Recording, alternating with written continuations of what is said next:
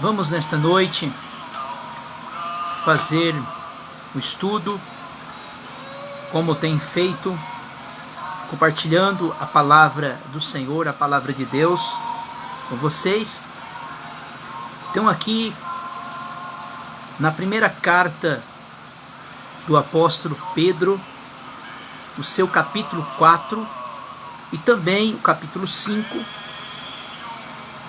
Então aqui o nosso querido, amado apóstolo Pedro,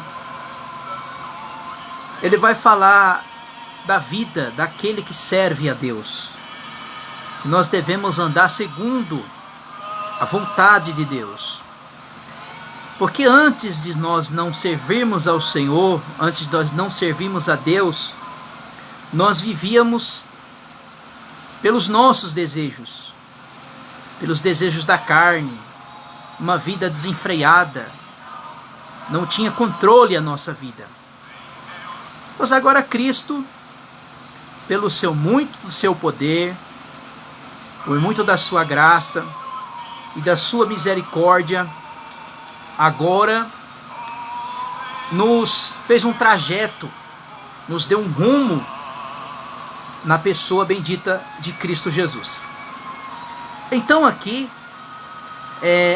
Pedro exorta os irmãos dessa época para deixar uma vida profana, uma vida velha, e a se assemelhar com a vida de Cristo, uma vida totalmente diferente em Cristo Jesus. Então, o apóstolo Pedro aqui, o versículo 1 diz assim: portanto, visto que Cristo padeceu por nós no seu corpo, amai-vos também deste mesmo pensamento, porque aquele que padeceu no corpo já rompeu com o pecado. Então aqui Jesus, o apóstolo Pedro, ele está dizendo o quê? Que da mesma forma que Cristo, Deus se encarnou na pessoa de Cristo, humano como nós, ele padeceu na carne, sofreu, teve os mesmos. Paulo vai dizer que Cristo desvaziou de si mesmo, tomando a forma de homem. Quer dizer, Jesus deixou a sua glória e fez participante conosco da mesma natureza humana, mas não a natureza caída adâmica. Versículo 2: então no tempo que resta no corpo, não vivais mais segundo os desejos dos homens, mas segundo a vontade de Deus. Então, o que Pedro está querendo dizer aqui? Ele está falando do novo homem, do novo nascimento. Porque, desculpa, irmãos, se você disser que serve a Deus, disser que em você teve um encontro com o Senhor e não tem novidade de vida, não largou a sua vida velha, profana, imunda. Porém, no versículo 3 aqui, o nosso irmão Pedro, ele vai falar de alguns pecados de uma pessoa que ainda vive na sua natureza terrena, a sua natureza do velho homem, a velha criatura. Ele não se tornou uma nova criatura em Cristo Jesus. Porque, desculpa, irmãos, tem alguns cristãos que ainda não nasceu de novo. Ele ainda vive na sua velha natureza, sua velha vida pecaminosa. Olha o que Pedro vai dizer aqui, irmãos. Olha que coisa interessante. O versículo 3. Pois é bastante o tempo passando tenhais cumprido a vontade dos gentios. Quer dizer, Pedro está dizendo aqui que, olha, vocês vivem segundo a vontade dos gentios. Quando ele diz aqui gentil, ele vive, você vive igual os padrões deste mundo. Você vive igual o mundo. Então, irmãos, nós que somos cristãos, que somos salvos em Cristo, nós temos que viver uma vida de santidade, uma vida santa, honesta, justa diante do Senhor. Aí ele diz aqui, andando em dissoluções. O que é dissoluções?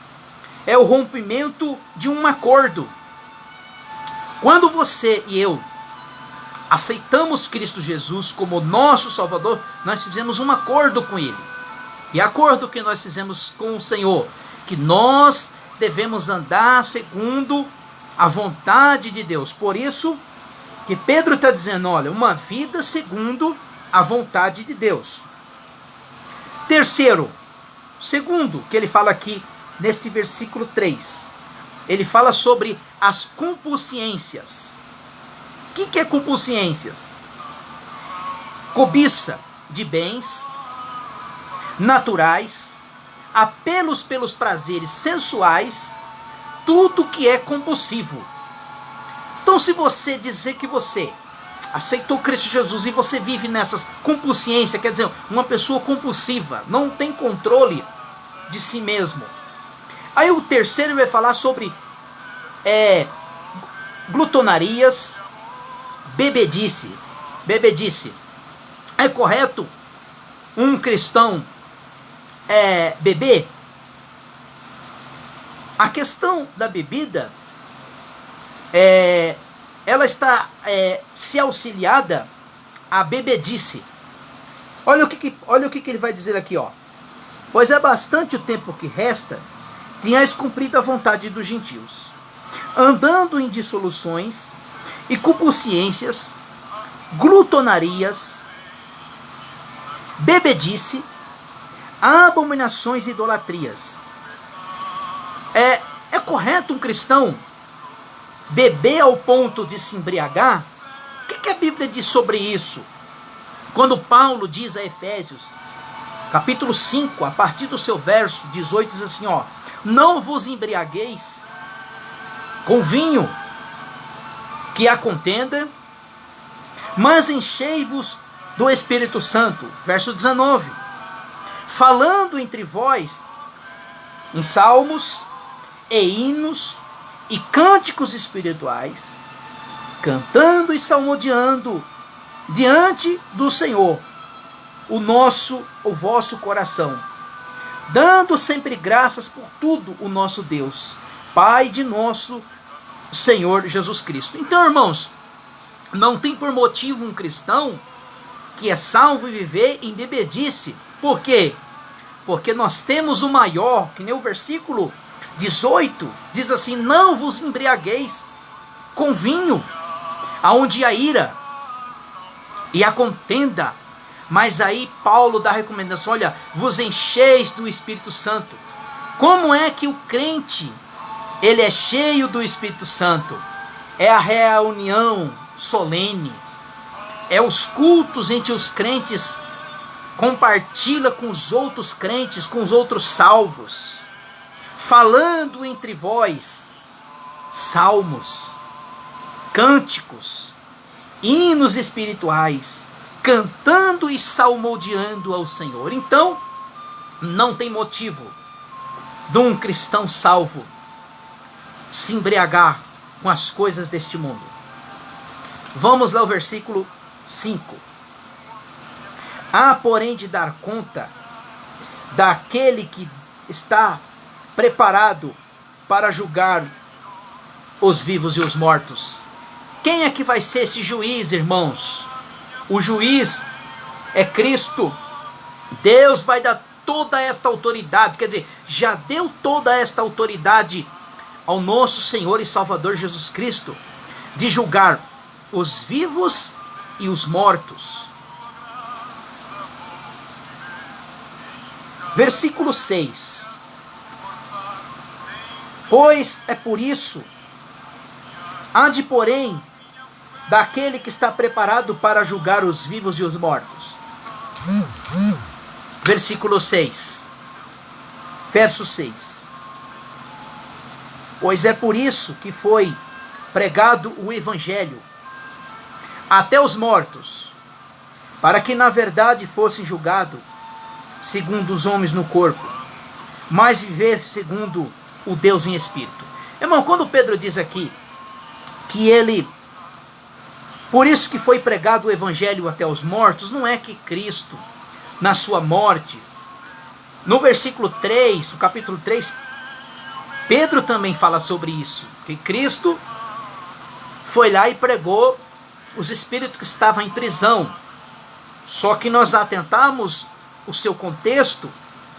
Pedro está falando da pessoa de Noé, que Noé foi uma pregoeira, um tipo Cristo nos tempos do dilúvio, e o Espírito de Cristo estava em Noé, ali anunciando as boas novas para aquelas pessoas, anunciando o juízo de Deus. É isso que está acontecendo agora nesse momento. Eu estou agora aqui anunciando o evangelho, anunciando as boas novas.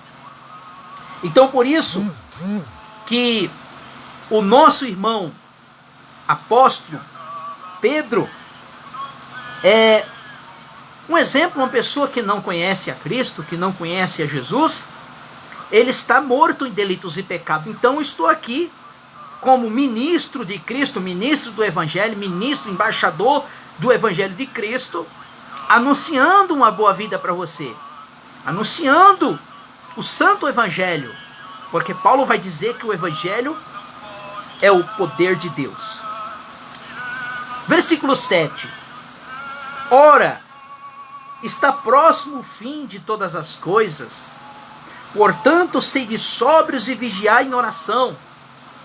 Irmãos, isso é um dever de todo cristão. Quando a Bíblia fala em questão da vigilância, é para nós ficarmos atentos, porque nós não sabemos nem o dia e nem a hora que o nosso Senhor há de voltar. Então todo cristão, ele tem que estar vigilante. Jesus fala isso mesmo em todas as escrituras, principalmente no capítulo 24 do Evangelho de Mateus, principalmente no versículo 25, quando ele fala ali das 10 virgens, que há 5 prudentes e 5 loucas. Então a Bíblia sempre vai nos alertar em questão da vigilância. O cristão tem que estar vigilante, porque não sabemos nem a hora e nem o dia em que o nosso Salvador, o Cristo exaltado, aquele que foi às alturas nas nuvens e há de voltar da mesma forma. Versículo 9. Sedes hospitaleiros um para com os outros sem murmuração, servir uns aos outros conforme com o dom que recebeu, o dom de administradores, multiforme graça de Deus. Aqui, irmãos, neste versículo 10 aqui, quando ele diz assim, servir uns aos outros, conforme o dom que cada um recebeu. Cada membro do corpo de Cristo, ele tem um dom, ou um só, vários dons. E este dom que Deus nos deu pelo Espírito Santo, ele repartiu a cada um. Este dom ele repartiu para ser usado entre os irmãos, entre a igreja, que a Bíblia vai dizer aqui a multiforme graça de Deus, que Deus trabalha por multiforme graça de Deus. Eu não sou um cristão com sensacionalismo, que os dons cessaram. Não, os dons espirituais estão aí para ser usados, mas para ser usado com ética, com culto racional, com entendimento. Então, que nem hoje mesmo, eu estava no culto conversando com um irmão querido nosso. Eu não tenho o dom de louvar, mas o Senhor me deu o dom de mestre, o dom de ensinar, o dom de pregar, o dom de ministrar a palavra de Deus. É por isso que eu estou aqui nesse momento servindo a igreja com esse dom que o Senhor nos deu, nos capacitou, nos ensinou, nos tem dado a sua graça para repartir, né? Então, olha o versículo 11. Se alguém fala segundo a palavra de Deus.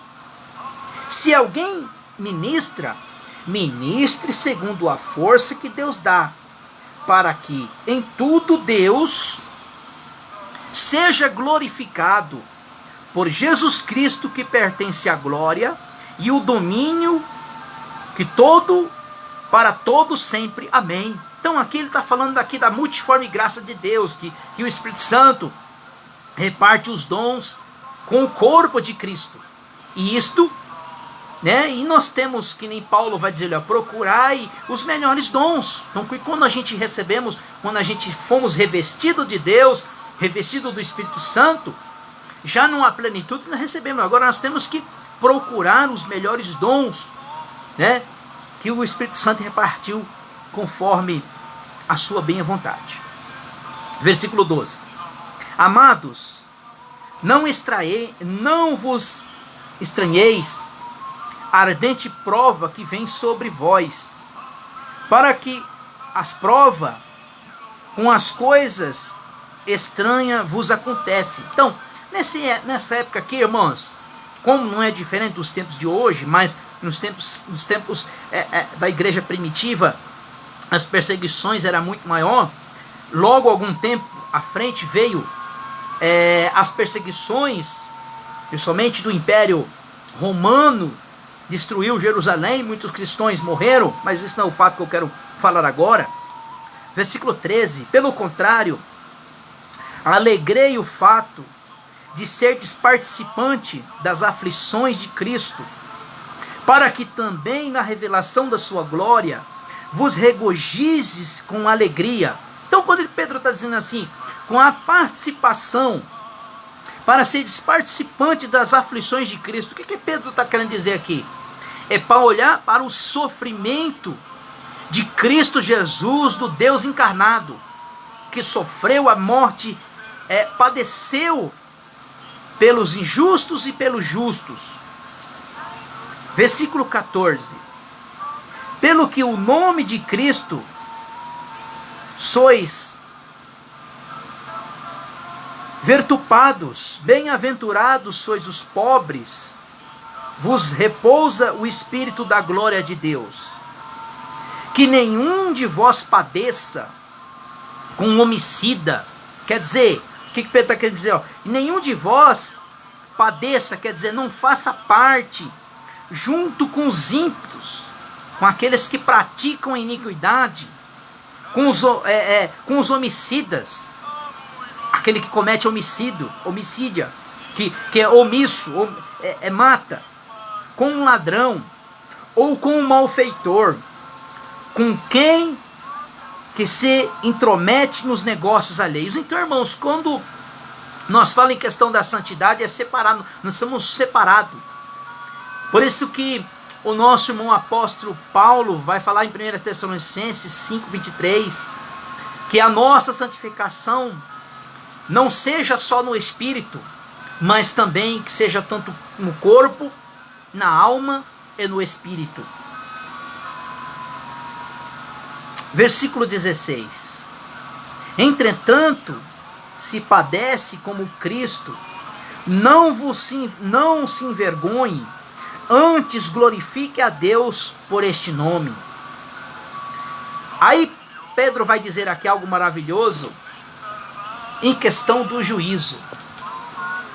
Questão do juízo. Que juízo é esse, irmãos? Quando Pedro está dizendo aqui que o juízo de Deus começa pela sua casa, começa pela a igreja. Olha o que vai dizer aqui. Pois já é o tempo. Que tempo é esse, irmão? Agora. O tempo é agora. Que comece o julgamento pela casa de Deus. Primeiro começa por nós.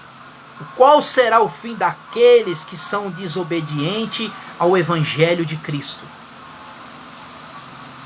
Se é com dificuldades que o justo se salva,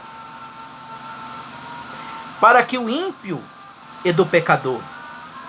Portanto também, que padece segundo a vontade de Deus, encomendam as suas almas ao fiel Criador que faz o bem. Então aqui, Pedro, ele termina este capítulo 4, e aqui o capítulo 5 diz assim: aos presbíteros. O que é presbítero, irmão? Presbíteros são anciões, pessoas idôneas, pessoas mais velhas, tanto velhas como idade, mas também como em conhecimento, não neófitos, em conhecimento na palavra. São o quê? Bispos, pastores, ministros, pessoas idôneas, que pastoreiam o rebanho do Senhor. Por isso que Pedro dá recomendações para os irmãos: olha, apacentai o rebanho de Deus. Então, faz necessário um cristão ser pastoreado pelo homem, até que Cristo, o sumo pastor, venha. Olha só, aos presbíteros que estão entre vós, ademoestre que eu sou também presbítero com eles, testemunhando das aflições, quer dizer, testificando das aflições de Cristo. Quer dizer, Pedro era uma pessoa que poderia dizer isso, testificando da pessoa de Jesus. Foi isso que Jesus ensinou para ele, para os apóstolos, testificar de Cristo. Agora aqui Pedro, ele está testificando das aflições que Cristo padeceu na sua morte, no sacrifício que ele desvaziou, se entregou por si mesmo, como alguém que participa da glória que há de se revelar. Olha o versículo 2: apacentai o rebanho de Deus, que está entre vós, tendo cuidado dele, não por força, mas voluntariamente, não por torpe ganância, de uma boa vontade. Então aqui, o que Pedro está querendo dizer? Olha, assim como eu fui testemunha daquele que me chamou lá na pescaria, me instruiu todo aquele tempo, me chamou para ser apóstolo, pois agora eu sou testemunha das aflições dele. E agora Pedro aqui está dando uma recomendação para aqueles presbíteros, para aqueles pastores, para aqueles bispos, para aqueles anciões, que eles apacentassem o rebanho de Deus com excelência. Não como dominadores dos que foram confiados, mas servindo como exemplo o rebanho. E quando se manifestar o sumo pastor, recebereis o imprescindível coroa de glória. Olha, você vai me desculpar, senhores desigrejados, vocês que não gostam de ser instruído por homens, não gostam de ser apacentado por homens. Então aqui tem uma boa recomendação do Senhor. Deus, ele constituiu homens sérios, homens separados por Deus, para apacentar o rebanho do Senhor, até que se manifeste o sumo pastor. Quem é o sumo pastor das nossas almas? É Cristo, Cristo Jesus. Aqui Pedro está dizendo muito claro: olha, apacentai o rebanho, cuida do rebanho. Como assim como era como Pedro era apóstolo, ele também era um ancião, um presbítero. Quando se manifestar o sumo pastor, recebereis o imprescindível da coroa da glória. Semelhante vós, jovens. Agora aqui o nosso apóstolo Pedro vai dar uma recomendação para os jovens, para ouvir os mais velhos, os anciões. Semelhante vós, jovens, sede submisso aos vossos mais velhos, cingindo de toda a humildade um para com os outros, porque Deus resiste ao soberbo, e dá glória e dá graça aos humildes. Humilhai, portanto, debaixo da mão potente de Deus, para que no seu tempo vos exalteis. Lançai sobre ele toda a vossa ansiedade, porque ele tem cuidado de vós. Sede sóbrios e vigiai. O vosso adversário, o diabo, anda em derredor, rugindo como um leão, buscando a quem possa tragar. Resisti firmes na fé, sabendo que o mesmo sofrimento que estão se cumprindo os vossos irmãos no mundo. Aí Pedro aqui vai dar a sua saudação final dessa carta maravilhosa, da primeira carta que o nosso irmão Pedro escreveu. Aos que e o Deus de toda a graça, em Cristo Jesus nos chamou, na sua eterna glória, depois de haverdes padecido um pouco, Ele mesmo os aperfeiçoa, confirmará, fortificará e fortalecerá. Ele seja o poder de todo para sempre. Amém.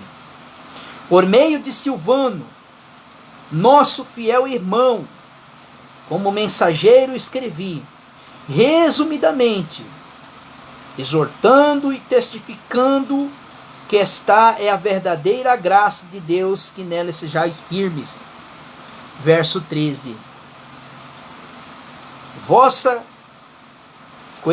coeleita em Babilônia vos sauda, também meu filho Marcos. Saudais uns aos outros com ósculo santo. Paz seja todos sempre estais em Cristo Jesus. Que Deus os abençoe. Em nome de Jesus.